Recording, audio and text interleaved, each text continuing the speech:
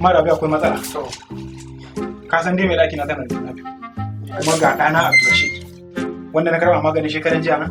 Baka ma gama biyan kuɗi ba. To wallahi har yanzu suna kwance. Ga ita mahaifiyar ta zo ta kwanta. Sai na zuwa ɗan haɗa min wasu magunguna da zan je in ba su sun samu su sha. Man Falado, a bayanin da ka min nan kuɗin ka zai kama akalla naira 5,000 saboda magunguna sun ƙara kuɗi yanzu. Amma wani abin ba za a kaba. Za ka tafiya.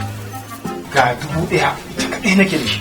Yanzu zan baka sai ka haɗa min na yaro. Ita mahaifiyar da yake ta babba ce sai ta haƙura daga bayan an samu wadata sai a mata. Amma wannan ka haɗa min na yaro kawai. Assalamu alaikum. Malam Falado kai ne anan? Dr. Fancy. Na shiga gari ba inda ban shiga ba ina neman ka ban ganka ba. Lafiya ne. Albishirinka. Ka ce ka ji alal. Kash ba wannan ba. Matarka ta ya'ya biyu. Wasa ta. Marabe. Abu karuwa ne. Wasa ta. Marabe. Wallahi ni ban ce ta haihu ba. A wannan yanayin marabe. A wannan wace ta haihu. Ni wallahi ban ce ta haihu ba. Ni wallahi ba ruwa. Wannan abu farin ciki ne. Marabe. Wallahi ba ruwa. Balalu. Malam Balalu. Sannu. Shikenan. Malam Balalu. Man Falado. Shikenan.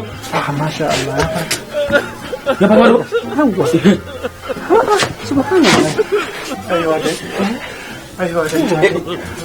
Daga abun farin ciki. Kaya biyu.